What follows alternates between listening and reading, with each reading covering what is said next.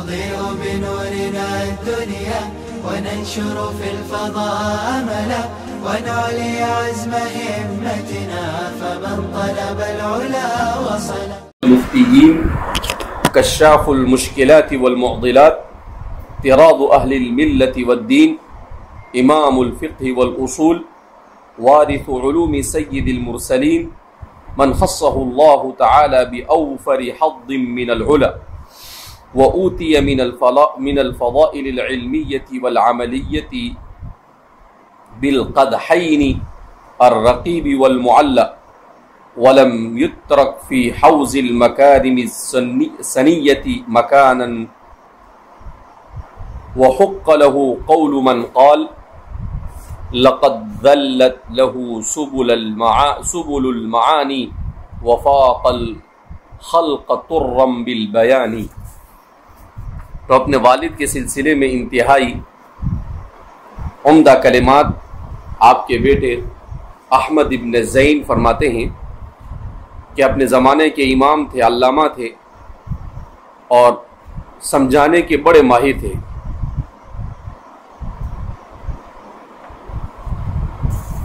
آپ کو خاتم المحققین والمفتیین سے یاد کیا جاتا ہے، خاص طور پر کتابوں کے مشکل مقامات کو حل کرنے میں بڑی مہارت رکھتے تھے. فقہ اور اصول فقہ میں آپ کو ید طول حاصل تھا.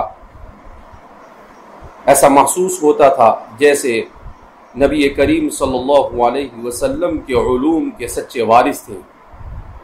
اللہ رب العزت نے آپ کو بے پناہ خوبیوں سے مالا مال کیا تھا اور علمی اور عملی طور پر اتنے فضائل آپ کو دیے گئے تھے کہ ایسا محسوس ہوتا تھا جیسے اللہ رب العزت نے ہر طرح کی خوبیوں کو آپ میں جمع کر دیا ہو اور کوئی بھی مکارم اخلاق میں سے ایسی چیز نہیں جس کو ان کے اندر محسوس نہ کیا جاتا ہو. اسی لیے کسی شاعر کے اس قول کا ان پر صحیح ٹھہرنا لازم آتا ہے لقد ذلت له سبل المعانی کہ المعانی سے مراد اوصاف حمیدہ کے تمام راستے گویا کہ ان کے تابع کر دیے گئے. وفاق الخلق طرا بالبیانی اور بیان کے اعتبار سے مخلوق میں وہ فوقیت حاصل کر گئے. امام نجم الدین الغزی وہ فرماتے ہیں الشیخ العلامہ المحقق المدقق الفہامہ ہبۃ اللہ التاجی ان کے سلسلے میں فرماتے ہیں العلامۃ المفرد والفہامۃ الاوحد فقیہ الروایۃ والدرایہ عالم الہدایۃ والولایہ.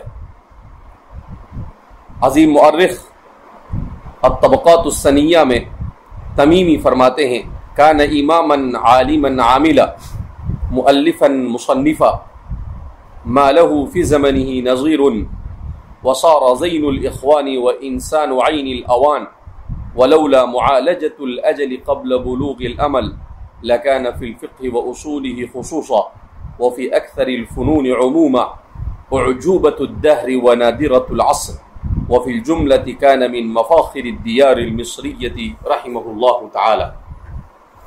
فرماتے ہیں کہ آپ عالم تھے اور باعمل عالم تھے، کامیاب مصنف اور مؤلف تھے. آپ کے زمانے میں آپ کا ہم مثل شاذ و نادر ہی نظر آتا ہے. مخلوق میں آپ کو بڑی مقبولیت حاصل تھی اور فرماتے ہیں کہ آپ فقہ اور اصول فقہ میں خاص طور پر مہارت رکھتے تھے اور ویسے دیکھا جائے تو ہر فن میں آپ کو ید طول حاصل تھا. اپنے زمانے میں آپ عجوب روزگار تھے اور دیار مصر کے ان لوگوں میں آپ کا شمار کیا جاتا ہے جس پر اہل مصر کو فخر ہے. آپ کی وفات توفی فی سنۃ 70 و 900 نہار الاربعاء 7 رجب الفرد قبل أن يكمل 44 عاما ودفن بجوار السيدة سكينة بنت الإمام الحسين بن علي رضی اللہ عنہما. فرماتے ہیں کہ آپ کا انتقال سن ہجری 970 میں ہوا، بود کے دن 7 رجب المرجب کو، جبکہ آپ اپنی عمر کے ابھی 44 بہار بھی مکمل نہیں کر سکے تھے. 43 سال کی عمر میں انتقال. کتنے سال کی عمر میں؟ 43. 43 صرف 43 سال کی عمر پائی آپ نے. 44 سال تو پورے بھی نہیں ہوئے تھے.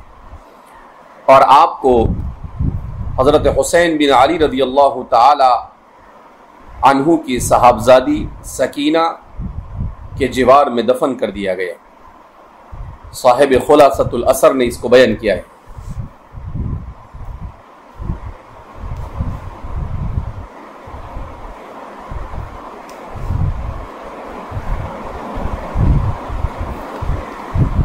فرماتے ہیں کہ ان کے بھائی کو بھی ان کے انتقال کے بعد 25 سال کے بعد انہی کے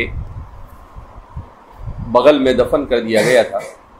اور حضرت سکینہ کے پاس ان دونوں بھائیوں کی قبر ہے، صاحب النہر و صاحب البحر.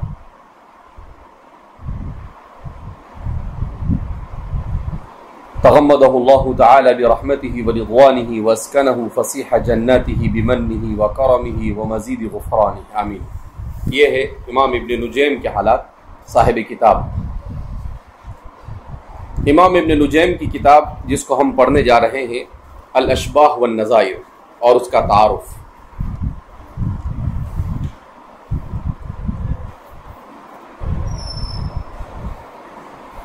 امام ابن نجیم نے اپنی کتاب الاشباح والنظائر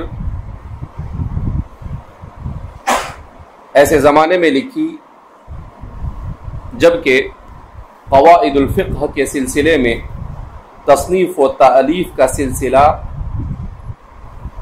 تقریباً 200 سال سے موقوف ہو چکا تھا.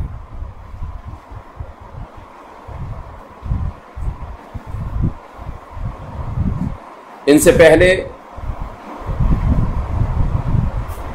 شوافع میں سے ابن الوکیل نے، امام سبکی نے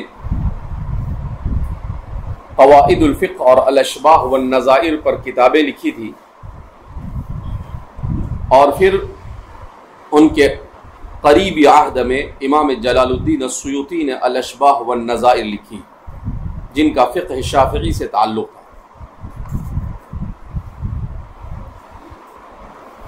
گویا کہ علماء احناف میں اس فن پر سب سے عمدہ کام امام ابن نجیم ہی کا ہے. اسی لیے خود امام ابن نجیم نے اپنی کتاب کے مقدمے میں لکھا ہے، ان المشائخ الکرام قد الفوا ما بین مختصر ومطول من متون وشروح وفتاوى واجتهدوا في المذهب والفتوى وحرروا ونقحوا شكر الله سعيهم إلا أني لم أرى لهم كتابا يحكي كتاب الشيخ تاج الدين السبكي مشتملا على فنون في الفقه فألهمت أن أصنع كتابا على النمط السابق مشتملا على 7 فنون. کہ ہمارے مشائخ نے مختصر اور مطول علم فقہ کے باب میں متون اور شروح اور فتاوی کے انداز میں بہت ساری کتابیں لکھی. خاص طور پر فقہ حنفی میں فتاوی پر بہت اچھے انداز میں کام کیا. جنہوں نے بھی اس کام کو انجام دیا، اللہ ان کے مساعی کو شرف قبولیت سے نوازے. البتہ ابن نجیم فرماتے ہیں کہ میں نے کوئی کتاب اپنے یہاں پر ایسی نہیں پائی جو امام تاج الدین السبکی الشافعی کی کتاب کے مانند ہو، جو علم فقہ کے بنیادی علوم پر مشتمل ہو. لہذا ان کے طرز پر فقہ حنفی میں میں نے کتاب لکھنے کا ارادہ کیا اور اس طرح سے 7 فنون پر مشتمل اس کتاب کو تالیف کرنا شروع کیا۔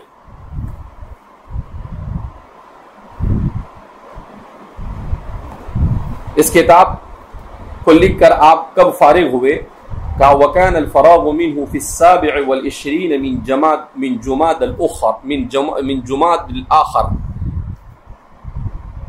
969، یعنی آپ کی وفات سے تقریباً 1 سال یا سوا سال پہلے 969 میں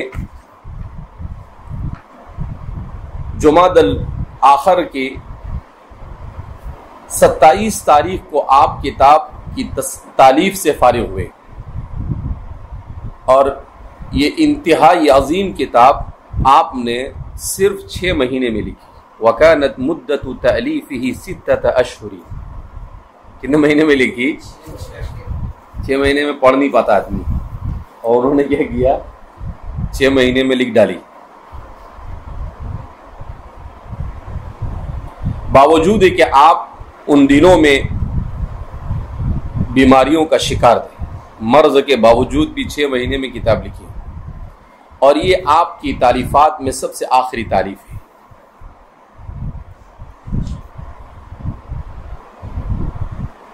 امام ابن نجیم نے اس کتاب میں کن 7 فنون سے بحث کی ہے؟ الفن الاول معرفت القواعد التي ترد إليها الفروع المستخرجة والتي فرع الفقهاء الأحكام عليها۔ سب سے پہلے قواعد کلیہ پر، جس کے ضمن میں بہت ساری فروعات شامل ہوتی ہے، جنہیں فقہا نے اصول سے مستنبط کر رکھا تھا۔ تو قواعد اساسیہ پر فن اول ہے۔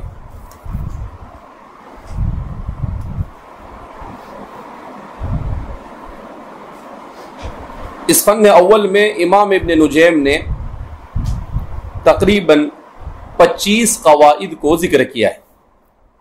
وبلغ عدد القواعد الفقهية التي جمعها ابن نجيم في الفن الأول 25 قاعدة۔ کتنے ہیں؟ 25 قواعد ہیں۔ وسلك مسلكا بديعا في ذكرها، اور آپ نے ایک نرالا اسلوب اختیار کیا۔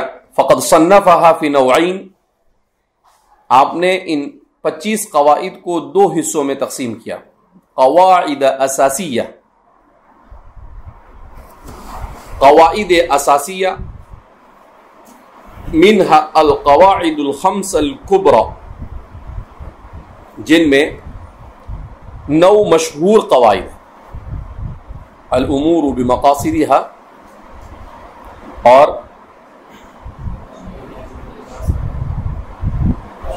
لا ثواب الا بالنیہ، وہ 5 میں نہیں آتا ہے، وہ 6 ہے، ابن نجیم کا اپنا الگ ہے۔ المشقۃ تجلب التیسیر، الضرر یزال، العادۃ محکمۃ، اور 5واں ہے الیقین لا یزول بالشک۔ یہ ہے قواعد 5 کبریٰ، جن کو عام طور پر قواعد پر لکھنے والوں نے ذکر کیا ہے۔ و19 قاعدة اقل اتساعا وشمولا للفروع مما سبق ولكن لها قيمتها ومكانها في الفقه الاسلامی، اور اس کے علاوہ آپ نے دوسرے 19 قواعد کو ذکر کیا ہے، اگرچہ وہ قواعد کبریٰ کی طرح نہیں، مگر فقہ اسلامی کے باب میں اس کو بھی بہرحال اہمیت دی جاتی ہے، جس کے بارے میں خود ابن نجیم فرماتے ہیں اصول الفقہ فی الحقیقت وبها يرتقي الفقيه الى درجة الاجتهاد ولو في الفتوى وأكثر فروعها ظفرت بها في كتب غريبة وعثرت به في غير مظنة إلا أني بحول الله وقوته لا أنقل إلا الصحيح المعتمد في المذهب وإن كان مفرعا على قول ضعيف أو رواية ضعيفة نبهت على ذلك غالبا. کہ یہ وہ قواعد ہے کہ جن قواعد کی وجہ سے طالب علم میں یا عالم میں اجتہاد اور فتویٰ میں مہارت حاصل ہوتی ہے. اس کی اکثر فروعات میں نے غیر معروف کتابوں میں پائی. بعض مرتبہ تو ایسی جگہ سے میں نے فروعات کو پایا جس کے بارے میں سوچا بھی نہیں جا سکتا تھا. کوئی کسی اور فن کی کتاب ہے، اس کا قواعد سے کوئی تعلق نہیں، اور مجھے وہیں سے فرع کیا ہو گئی، مل گئی، تفریح کر لیا میں نے وہیں سے اٹھا کر. تفریح کے سلسلے میں مصنف خود فرماتے ہیں کہ انہوں نے وسعت سے کام لیا. بعض مقامات پر روایت ضعیفہ اور اقوال ضعیفہ کو بھی آپ نے ذکر کیا. البتہ نبہت علی ذلک غالبا، اکثر و بیشتر اس پر تنبیہ کر دی ہے کہ یہ تفریح اس قاعدے پر ہو تو رہی ہے مگر یہ قول ضعیف ہے یا یہ روایت ضعیفہ ہے. دوسرا فن الضوابط الفقہیہ والفروع المتفرعۃ علیہا والمستثنات منہا، جس میں آپ نے ضوابط فقہیہ کو ذکر کیا. قواعد سے تھوڑا سا کم درجے ہوتا ہے ضوابط کا، تو فرماتے ہیں کہ ضوابط فقہیہ کو ذکر کیا اور اس سے جو فروعات متفرع ہوتی ہے اسے بھی، اور جو چیزیں اس سے مستثنا ہے اسے بھی ذکر کیا. خود ابن نجیم فرماتے ہیں وَهُوَ أَنْفَعُ الْأَقْسَامِ لِلْمُدَرِّسِ وَالْمُفْتِ وَالْقَاضِي، کہ ضوابط یہ مدرس کے لیے، مفتی اور قاضی کے لیے بہت زیادہ مفید ہے. تو اس لیے مصنف نے گویا کہ الفن الثانی میں ضوابط کو ذکر کیا، اور مصنف کے تقریباً 2/3 کتاب قواعد اور ضوابط پر ہی مشتمل ہے.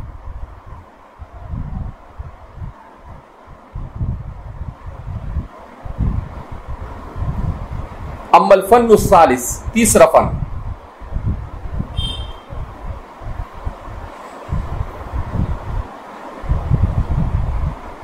جس کو مصنف نے 2 حصوں میں تقسیم کیا. پہلے حصے میں ان احکامات کو ذکر کیا جو عام طور پر انسان کو پیش آتے ہیں، اور ایک فقیہ کے لیے جس کا جاننا ضروری ہے مگر فقیہ اس سے عام طور پر ناواقف ہوتا ہے. ایک فقیہ کے لیے اس کا جاننا ضروری ہے مگر فقیہ عام طور پر اس سے ناواقف ہوتا ہے. کاحکام الناسی، جیسے بھلکڑ کے احکام، احکام الناسی یعنی بھولنے والے کے احکام، بھلکڑ. والنائم، سونے والے کے احکام، سوتے زیادہ ہے مگر احکام کم جانتے ہیں اس کے. والمکرہ، اور مکرہ کے احکام. واحکام الکتابتی، اور کتابت کے احکام. یوم جمعہ کے احکام. تو اس طرح کے احکام کو آپ نے ذکر کیا جس سے انسان عام طور پر دوچار ہوتا ہے مگر انسان کو اس کے بارے میں معلومات ہوتی نہیں. وذکر فی القسم الثانی مسائل الجمع والفرق، اور آپ نے تیسرے فن کے دوسرے حصے میں ان مسائل کو ذکر کیا جو الجمع والفرق سے تعلق رکھتے. یہ مستقل ایک فن ہے. مصنف یہاں پر اس کا خود تعارف کیا ہے مصنف نے. ای ما تجتمع فیہ المسائل مع اخرى فی حکم وتفترق عنها فی حکم آخر، یعنی وہ مسائل جو بعض مرتبہ کسی حکم میں شریک ہوتے ہیں، ایک جیسے ہوتے ہیں، اور دوسرے موقع پر وہ اس کی حیثیت بدل جاتی ہے. اس کی حیثیت کیا ہو جاتی ہے؟ بدل جاتی ہے. کالمسائل المتعلقۃ بالمسلم والذمی، جیسے وہ مسائل جس کا تعلق مسلم اور ذمی سے ہے. فإنهما يجتمعان في احکام، اس لیے کہ مسلمان اور ذمی بعض احکام میں ایک جیسا ان کا حکم ہے. وَيَفْتَرِقَانِ فِي أَحْكَامٍ، اور بعض احکام میں دونوں کے مسائل الگ الگ ہوتے ہیں. تو ذمی جب مسلمانوں کے یہاں پر ٹیکس دے کر رہتا ہے تو اس کے سلسلے میں کہا کہ دو طرح کی صورتحال ہوتی ہے. بعض مرتبہ اس کے احکام ایسے ہوتے ہیں جو مسلمان کے لیے وہ، جیسے مسلمان کو قتل نہیں کر سکتے ایسے ذمی کو بھی قتل کر سکتے، جیسے مسلمان کے مال کو نہیں چرا سکتے اس کے مال کو بھی چرا سکتے نہیں. تو ایسی چیزوں کے اندر میں وہ جمع ہو جاتا ہے.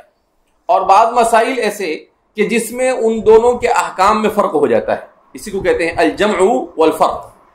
کیا مطلب کہ اگر ذمی نے شراب پی لیا تو مسلمان شراب پی گا تو اس کے اوپر حد خبر نافذ ہوگی، شرب خمر کی جو حد ہوگی وہ نافذ ہوگی، لیکن ذمی پیے گا تو اس کے اوپر نافذ ہوگی نہیں. تو یفتریقان، دونوں اس میں کیا ہو گئے؟ جدا. تو لگتا ہے ایک جیسا ہے. تو اس لیے فرما رہے ہیں کہ اس طرح کے مسائل کو انہوں نے الجمع والفرق کے تحت کیا کیا ہے؟ بیان کیا ہے. اسی طریقے سے مرد اور عورت کے بعض مسائل میں وہ ایک ہے اور بعض مسائل میں الگ الگ ہے. مرد اور عورت بعض مسائل میں کیسا ہے کہ بعض جیسے شہادت کے باب میں وہ دو ایک کے برابر ہے، میراث کے باب میں بھی ایسا ہی ہوتا ہے. تو یہاں پر الفرق ہو گیا، دونوں میں کیا ہو گیا؟ فرق ہو گیا.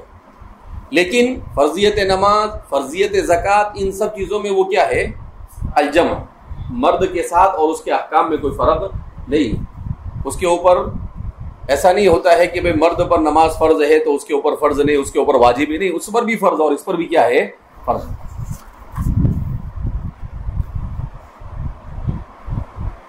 اما الفن الرابع، چوتھا فن رابع کتاب کا، فی معرفت الالغاز، یہ الغاز کے باب میں، پہیلیوں کے باب. الغاز کس کو کہتے ہیں؟ فقہی پہیلیاں. تو وہاں پر آپ کس کو بیان کرتے ہیں؟ فقہی پہیلیوں کو بیان کرتے ہیں. المسائل التي خفي وجه الحكم فيها لاجل الامتحان، کہ آدمی سامنے والے کو دیکھنے کے لیے ایسے مسائل پوچھتا ہے کہ جس سے سامنے والے کو آسانی کے ساتھ اس کا حکم سمجھ میں آتا نہیں.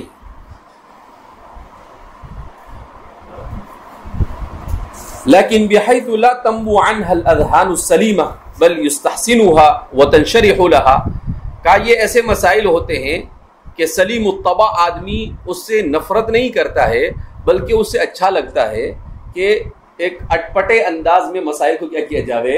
بیان کیا جاوے. ووضع في هذا الفن ما ذكره ابن الشحنة في الذخائر الأشرفية في الألغاز الحنفية. تو فرماتے ہیں کہ عام طور پر الذخائر الاشرفیہ فی الالغاز الحنفیہ کے نام سے ابن الشحنہ کی جو کتاب ہے، اس کتاب سے آپ نے جو ایسی پہیلیاں تھی جو بہت اچھی تھی، ان پہیلیوں کو آپ نے اخذ کیا ہے.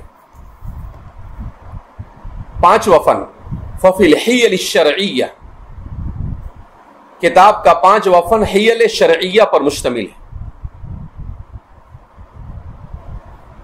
کہ کون سے مقام پر حیلہ کرنا جائز ہے اور کہاں پر حیلہ کرنا جائز نہیں ہے.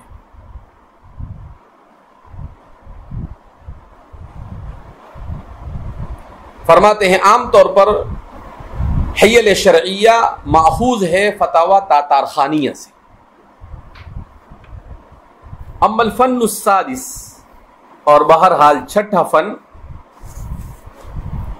تو وہ ہے الاشباہ والنظائر،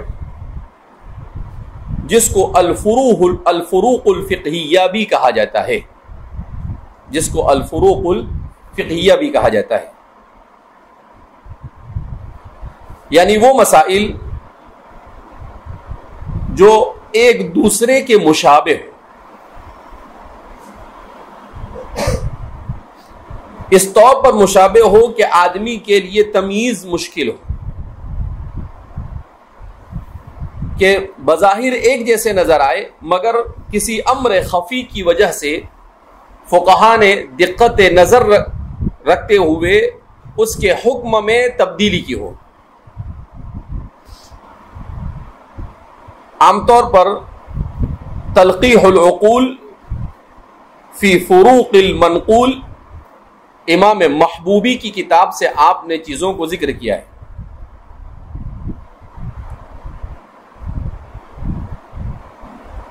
صاحب غمز عیون البصائر کہتے ہیں کہ ابن نجیم اس فن میں کتاب العقاق تک پہنچے اور اسے پورا نہیں کر سکے، اور آپ کے بھائی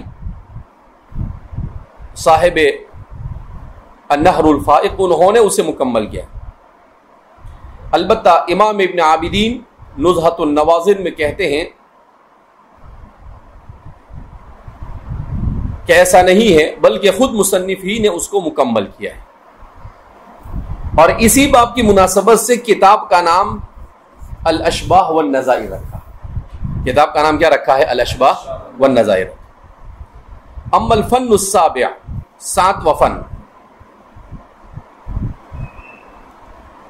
جس میں آپ نے امام صاحب، صاحبین اور متقدمین و متاخرین احناف سے آپس میں ایک دوسرے سے جو مکاتبت اور مراسلت ہوئی ہے اس کو ذکر کیا ہے. ایک دوسرے کے لکھ کر پوچھ کر جو ان کے درمیان آپس میں جو مراسلت ہوئی ہے اور مکاتبت ہوئی ہے ان کو کیا کیا ہے؟ جمع کیا ہے. اس طرح سے یہ کتاب گویا کہ ان 7 فنون پر کیا ہے؟ مشتمل ہے. قیمت الکتاب العلمیہ وثناء العلماء علیہ، اس کتاب کی علمی حیثیت اور علماء کی اس پر تعریف.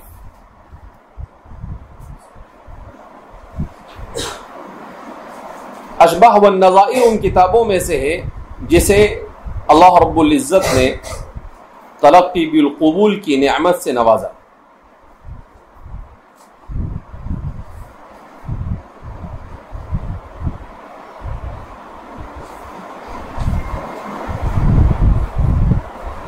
امام شرف الدین الغزی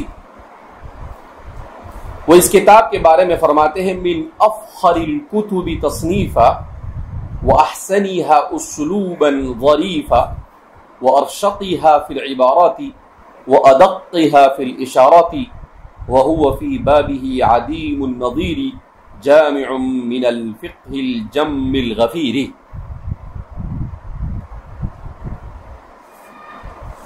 جن تصنیفات پر انسان فخر کر سکتا ہے من جملہ ان تصنیفات میں سے امام ابن نجیم کی یہ کتاب الاشباہ والنظائر مفاخر بشریہ میں سے ہے. یعنی انسانوں کی وہ کتابیں جس پر فخر کیا جا سکتا ہے ان کتابوں میں اس کا کیا ہوتا ہے؟ شمار ہوتا ہے. انتہائی بہترین اسلوب آپ نے اختیار کیا، شاندار عبارتوں کو اپنی کتاب میں جگہ دی اور بڑے دقیق اشارات اپنی کتاب میں آپ نے شامل کیے. اپنے باب کی بے مثال کتاب ہے جو فقہ کے باب میں بے پناہ معلومات کو جمع کر دیتی. حموی کہتے ہیں، اس کے شارح ہیں غمز عیون البصائر والے، وَهُوَ كِتَابٌ لَمْ تَكْتَحِلْ عَيْنُ الزَّمَانِ بِثَانِ، ایسی کتاب کہ انسان کی آنکھ کھولے اس جیسی کوئی دوسری کتاب نہیں دیکھی. انسان کی آنکھ نہیں سرما لگا سکی اس جیسی دوسری کتاب کا، یعنی انسان کی آنکھوں نے اس کی ثانی اور اس کی نظیر نہیں دیکھی. وَلَمْ يُوجَدْ فِي كُتُبِ الْحَنْفِيَّةِ مَا لَهُ يُوَازِي أَوْ يُدَانِي، اور احناف کی کتابوں میں کوئی کتاب ایسی نہیں جو اس کے ہمسر ہو یا اس کے قریب قریب بھی پہنچے. یوازی او یودانی، جو اس کے ہمسر ہو یا اس کے قریب قریب بھی پہنچے. فَهُوَ مَعَ صِغْرِ حَجْمِهِ وَوَجَازَةِ نَظْمِهِ بَحْرٌ مُحِيطٌ بِدُرَرِ الْحَقَائِقِ وَكَنْزٌ أَوْدَعَ فِيهِ نُقُودَ الدَّقَائِقِ. ہم وہی زبردست تعارف کراتے. فہو مع صغر حجمہ ووجازۃ نظمہ، کا دکھنے میں تو چھوٹی سی کتاب ہے اور بڑا عمدہ مختصر اسلوب ہے، لیکن ایسا لگتا ہے جیسے حقائق کے موتیوں کو سمندر میں سمو دیا گیا، حقائق کے موتیوں کو سمندر میں سمو دیا گیا، اور ایسا معلوم ہوتا ہے جیسے دقائق کے خزانے کو یکجا کر دیا گیا، دقائق کے خزانے کو یکجا کر دیا گیا۔ علامہ بیری فرماتے ہیں انہ من الکتب التي لم يسبق لها نظیر، ان کتابوں میں سے ہے کہ اس سے قبل اس جیسی کتاب لکھی ہی نہیں۔ وقد جمع من نفائس الفروع الجم الغفیر، کہا کہ فروعات کے باب میں انتہائی بہترین انداز میں فروعات کو بہت وسیع پیمانے پر جمع کر دیا گیا، یہاں تک کہ اس کتاب کے بارے میں کہا جا سکتا ہے کہ یہ عمدۃ الناظر و ذخیرۃ ذوی البصائر، کہ مطالعہ کرنے والے کے لیے اس سے بہتر اور کچھ نہیں ہو سکتا، اور عقل مند کے لیے اس سے زیادہ قیمتی کوئی خزانہ ہو سکتا نہیں۔ کبھی کوئی ایسا بھی سوچ سکتا ہے کہ کچھ زیادہ مبالغہ نہیں ہے، لیکن ایسا نہیں۔ میں جتنے لوگوں نے جن الفاظ میں بھی کہا ہے اس سے زیادہ اس کتاب کو بہتر سمجھتا ہوں، اس سے قبل بھی میں اس کو 3-4 مرتبہ پڑھا چکا ہوں۔ ایسی کتاب ہے کہ انسان کے دماغ کی نسوں کو کھول دیتی ہے اگر آدمی اس کو دلچسپی سے پڑھے تو۔ میں نے جتنی کتابیں پڑھائی تقریباً عربی اول سے لے کر دورے تک، شاید باید کوئی کتاب کیا ہوئی ہے بچی ہے، ان کتابوں میں جن کتابوں کو میں سب سے زیادہ نفیس، سب سے بہترین سمجھتا ہوں، اس میں المختصر للقدوری، امام قدوری کے المختصر ہے، دوسری ہے ہدایہ امام مرغینانی کی، تیسری ہے جلالین امامین جلالین کی، چوتھی ہے مسلم امام مسلم کی، پانچویں ہے بیضاوی امام بیضاوی کی، اور ان سب میں سب سے اوپر ہے الاشباح والنظائر ابن نجیم، الاشباح والنظائر ابن نجیم۔ کوئی بھی آدمی ان کتابوں کو پڑھانے سے کیا کرتا ہے؟ بھاگتا ہے، لیکن دلچسپی رکھنے والا ان کتابوں کو شوق سے پڑھاتا ہے، اسے پڑھاتا ہے۔ ہمارے والد صاحب فرماتے ہیں کہ ہمارے والد صاحب کے استاد مولانا شیر علی صاحب کہا کہ وہ کافیہ پڑھائی جاتی تھی ترکیسر میں، اور پھر کافیہ کی جگہ پر شرح و صدور الذہب کو داخل کیا گیا، تو کہا کہ ہم ان کے پاس پڑھتے تھے تو وہ یوں کہہ کر آتے تھے، کتاب کھولے، چل بھائی اخبار کھول کے پڑھ دے، کیا بولتے تھے؟ اخبار کھول کے پڑھ دے۔ کہا اس کو کوئی کتاب کہتا ہے؟ یہ تو اخبار ہے، یہ تو کیا ہے؟ اخبار ہے۔ کہا کوئی مشکل عبارت نہیں، کوئی مشکل مسئلہ نہیں، کتاب تو وہ ہوتی ہے جو مشکلات سے بھری ہوئی ہو، کتاب تو وہ ہوتی ہے جو مشکلات سے بھری ہوئی ہو۔ کہا اس کو کوئی کتاب کہتا ہے؟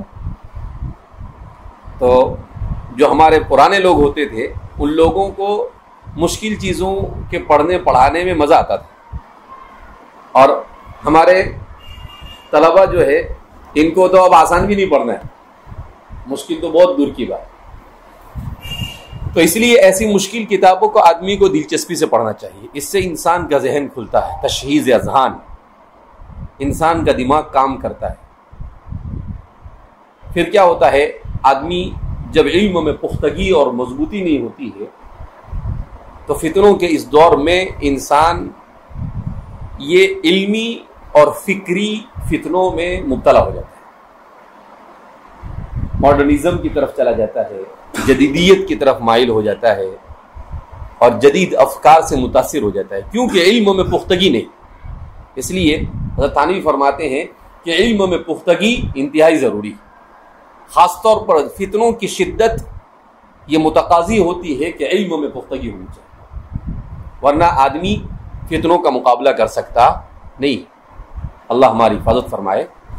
بہرحال وقال الازمیری ان کتاب الاشباح والنظائر قد تناهجت به العلماء الاخلاء وتفاخرت به الفضلاء الاجلاء حتى صار عمدة المدرسين في المدارس ومخزن المصدرين في المجالس.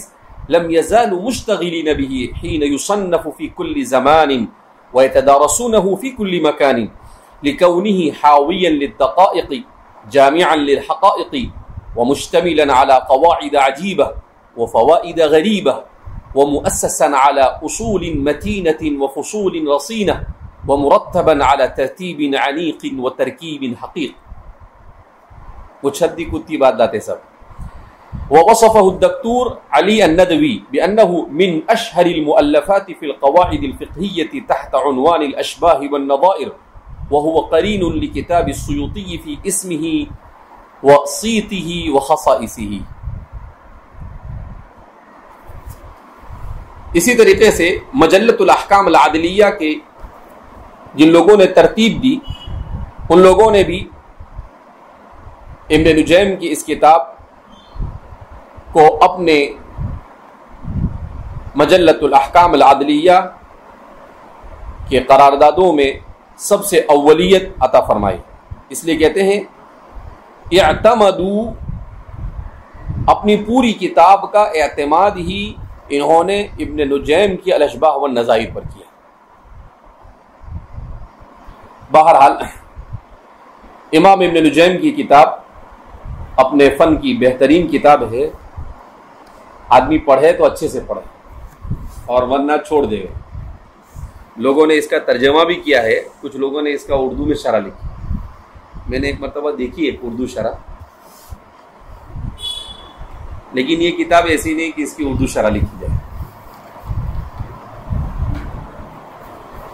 پہلی بات تو اردو شرح کی ضرورت ہے، اور دوسری بات علمی کتاب کی اردو شرح اب لکھا بھی تو بیچارے ابن نجیم کی عبارت کا صحیح ترجمہ بھی نہیں کر سکتے. ابن نجیم کی عبارت کا، ارے ابن نجیم ہے یہ کیا ہے، ان کی عبارت کا سمجھنا اتنا آسان ہوتا نہیں. جیسے آپ نے ان کی کتاب کی تعریف کرنے والوں نے لکھا کہ مختصر میں اتنا سب بول کر چلے جاتے ہیں کہ انسان کا دماغ بھوں چکر ہو جاتا ہے کہ ابن نجیم آخر کیا کہنا چاہتے ہیں. بہرحال کتاب ویسے تو دیر سے شروع ہو رہی ہے اور کچھ باب اس کا پہلے آپ پڑھ چکے ہیں، لیکن پھر بھی کتاب سے مناسبت پیدا کرنے کے لیے اتنا وقت تو اس کو دینا اس کا حق بنتا ہے کہ آدمی کتاب کے پڑھنے سے پہلے کم سے کم کتاب سے انسیت پیدا کرے، مصنف سے انسیت پیدا کرے، اور مقدمۃ العلم اور مقدمۃ الکتاب کو کیا ہو جائے، اس سے واقف ہو جائے.